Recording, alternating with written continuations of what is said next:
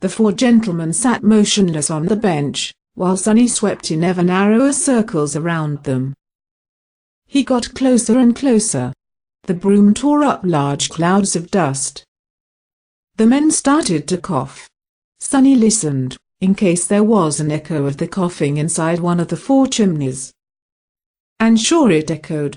But from which of the hats it echoed was impossible to determine.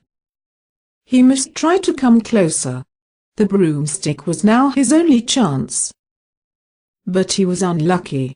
Every time he would bump into one of the hats, the hat bent either forward, backwards or to the side. He never hit anyone. After 7 laps of sweeping, he gave up. He went into the station master's office, where Samuel sat and counted tickets. A simple all-wheel plus a round-trip Kipling plus a simple South Bell plus 2 half Goodsburg. It brings. No, I totally lost it. That's because you came in. What do you want? Shouldn't you work on the locomotive now?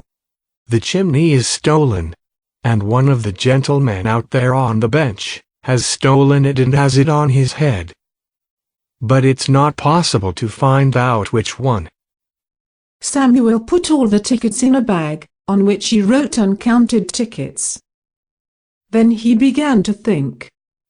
Life is sometimes a bit difficult. That let things like this happen.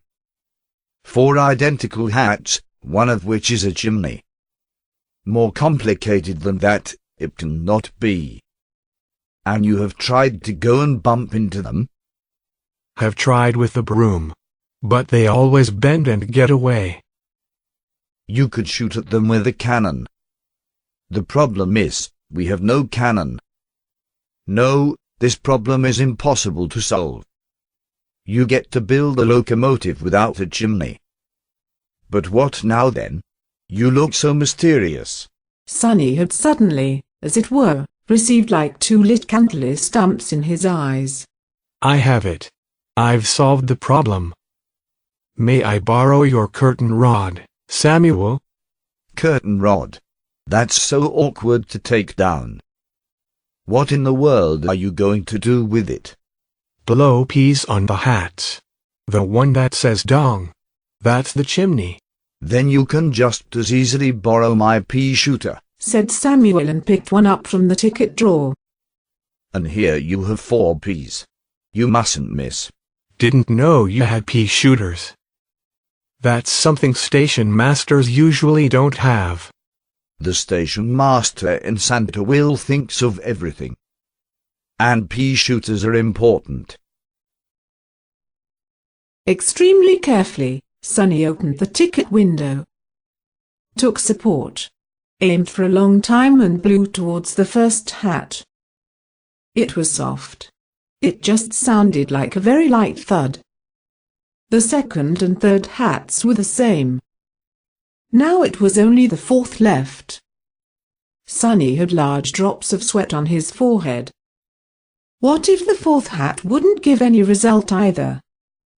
He aimed for a long time, and then he blew. As hard as he ever could. Dong it sounded, it echoed through the waiting room. 2 seconds later he was with the thief. In the name of the law, you have stolen my chimney. The finely dressed gentleman turned completely pale. He took slowly off the chimney. It was heavy, he had to use both hands. Sorry. I wasn't going to steal it. Just borrow it during the wedding itself. I forgot mine at home. But go ahead, here it is. I will take my punishment. Just throw me in jail. I'm worth it. Both Sonny and Samuel got tears in their eyes. They swallowed and dried and swallowed. No prison for you. Of course you can borrow the chimney during the wedding. Sonny can accompany you, and hold on to it if needed.